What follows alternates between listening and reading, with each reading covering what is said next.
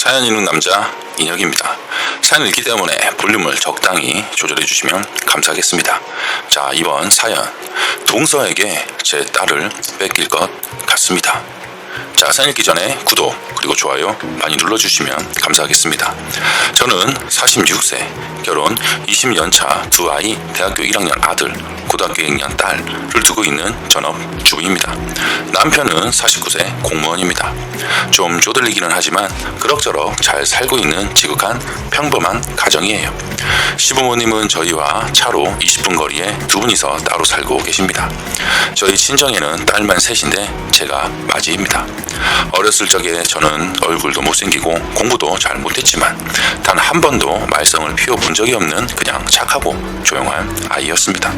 서울에 그런 대학을 나와서 잡지사에서 한 1년 정도 근무하다가 남편을 만나서 결혼하고 바로 전업주부가 되었죠.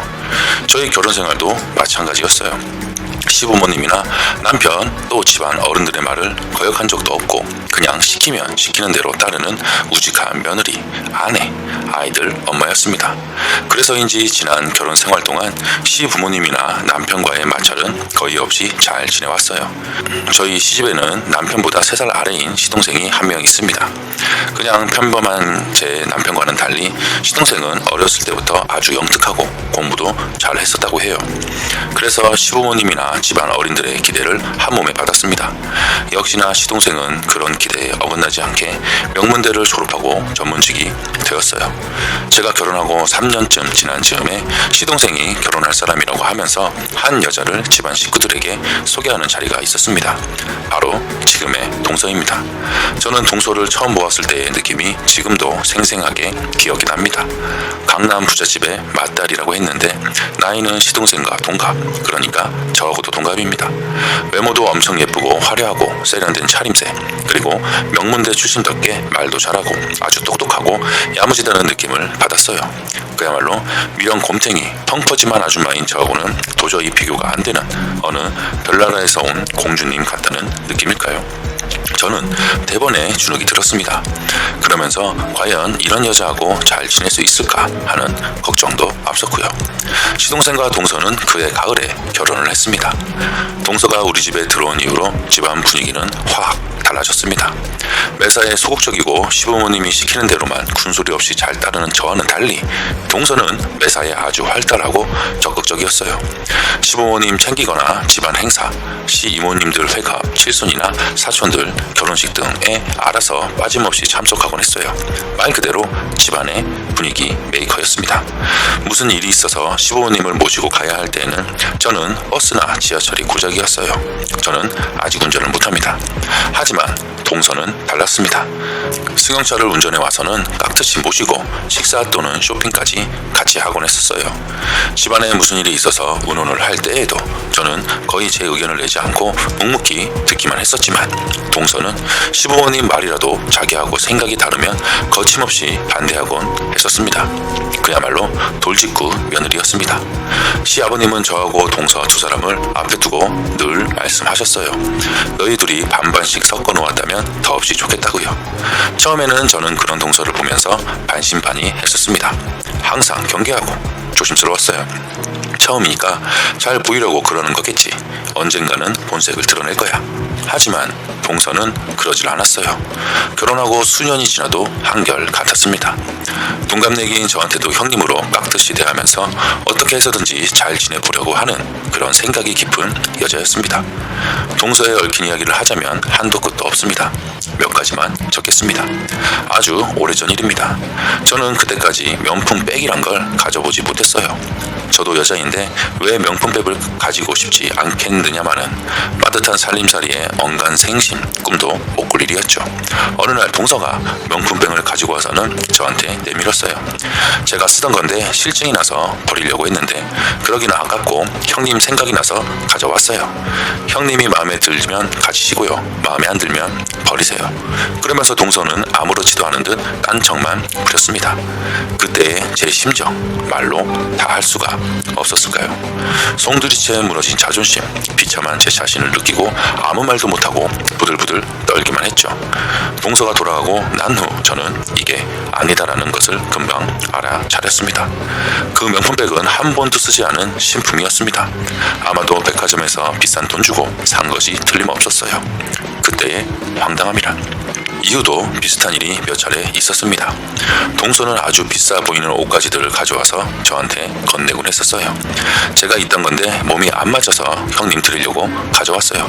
형님 입어보시고 마음에 들면 입으세요. 틀림없이 새 옷이라는 거 저는 잘합니다. 저하고 동서하고는 몸매가 하늘과 땅 차이인데 동서가 입던 옷을 제가 입는다는 것은 도저히 말이 안 되는 이야기지요. 매번 이런 식이었습니다. 동서는 살림도 아주 잘합니다. 그런데 참 이상하게도 음식 솜씨는 정말 형편이 없습니다. 제가 먹어봐도 정말 맛이 없는데 왜 그런 도무지 알 수가 없어요. 동서는 다른 건 몰라도 음식만은 이제 포기했다고 말하곤 합니다. 그래서 동서는 가끔씩 저희 집을 급습해서는 제가 힘들게 만들어 놓은 반찬들을 약탈해 가곤 합니다. 이 세상에서 형님이 만든 반찬이 제일 맛있어요. 잘 먹을게요. 이렇게 여우짓을 하면서요. 좀 있으면 어김없이 카톡이 날아옵니다. 형님 정말 맛있어요. 다음에도 부탁해요. 그리고 반찬값 좀 붙였어요. 저는 그냥 웃고 맙니다. 그래도 제가 동서보다 잘 할 수 있는 것이 한 가지라도 있다는 것이 참 다행이다 싶어서요. 이렇듯 활달하고 매사에 자신이 넘치는 동서지만 그녀에게도 크나큰 아픔이 있었더랬습니다. 동서는 결혼한 지 10년이 지나도록 아이가 생기지 않았어요. 난임이라고 했어요. 이후 수많은 고생 끝에 간신히 아이가 생겼습니다. 그 아이의 탄생은 동서 부부에게는 물론 우리 집안의 큰 기쁨이고 경사였습니다. 하지만 너무나 안타깝게도 선천성 희귀병을 갖고 태어난 아이는 돌을 채 넘기지 못하고 저 세상으로 떠나버렸습니다. 그때의 충격과 안타까움이란 동서는 금방이라도 따라 죽을 듯이 마치 미친 여자 같았습니다. 하지만 세월이 약이라고 했던가요? 1년이 지나고 2년이 지나면서 동서는 조금씩 원래의 모습을 되찾아 갔습니다. 그때를 생각하면 지금도 제 가슴이 먹먹해오네요. 동서는 더 이상 아이를 가질 수 없는 몸이 되고 말았어요. 저희 부부에게는 올해 고2인 딸애가 있습니다. 부모로서 특별하게 뒷바라지 해준 것도 별로 없는데 저 혼자서 아주 잘 자란 딸애예요. 초등학교 때부터 1등을 놓친 적이 없는 수재입니다. 평범하기만 한 우리 부부에게 어떻게 저런 딸이 태어날 수가 있는지 참 신기하다는 생각이 들곤 했습니다. 딸애는 장차 의대에 진학해서 의사가 되겠다는 꿈을 가지고 있습니다. 동서가 제 딸애를 엄청 예뻐합니다. 수시로 데려가서는 예쁜 옷을 사입히고 맛있는 것도 사먹이곤 했어요. 동서는 이 버릇처럼 말합니다. 우리 삐리리는 꼭 S대 의대 보내야 해요.